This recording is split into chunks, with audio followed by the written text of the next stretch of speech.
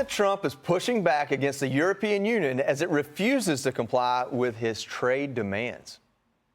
I'm not looking for a deal. I mean, we've set the deal. It's at 50%. But again, there is no tariff if they build their plant here. Now, if somebody comes in and wants to build a plant here, I can talk to them about a little bit of a delay. Is there anything the EU can do? I don't know. We're going to see what happens. But right now, it's going on June 1st. And that's the way it is. Yeah, and here at home, Apple might be on the chopping block as well. Trump is threatening a 25% tariff on the company if they fail to bring iPhone production over to the U.S. But the same goes for any tech company that refuses to be American-made.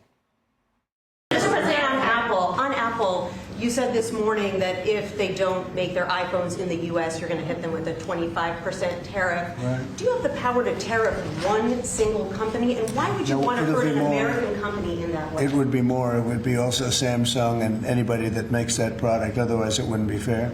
So anybody that makes that product, and that'll start on, I guess, the end of June. It'll come out. I think we have that appropriately done by the end of June. Taylor, maybe for obvious reasons, I'd like to go to you first on this. Looking at the tariffs with the EU, yes. What does Europe specifically, what do they give us other than maybe food, fashion, and cars? I don't know what else they bring in. Wine, champagne, well, cheese. There you go.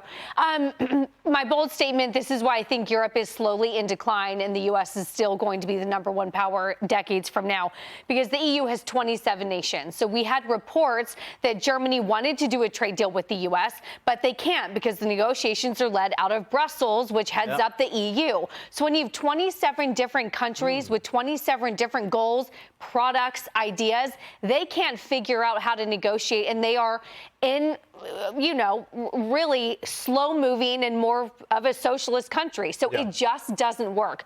When it comes to Apple, I do like that he said it wasn't going to be Apple specifically, because if there was someone on the left targeting a specific company, I wouldn't like that either. It goes against our capitalist intentions here.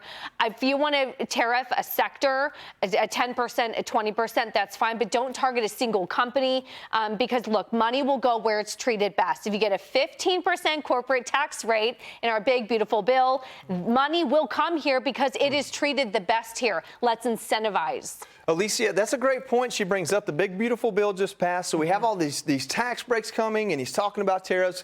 Do you think if some of these tariffs go into play, the big, beautiful bill helps ease those tensions in the market and in investors? Well, of course, that's what the Trump administration would be counting on, because we do need a little bit of a softening. I think Americans are definitely looking for that. And then when it comes to Apple itself, when it comes to manufacturing, and correct me if I'm wrong, but isn't it a little difficult when you're trying to ramp up production here? It's just going to take some time to build up that expertise, and he right? alludes to that. He says, hey, if you start building here, we can talk about extending it. So he's the negotiator. Hey, Sean Hannity here. Hey, click here to subscribe to Fox News YouTube page and catch our hottest interviews and most compelling analysis. You will not get it anywhere else.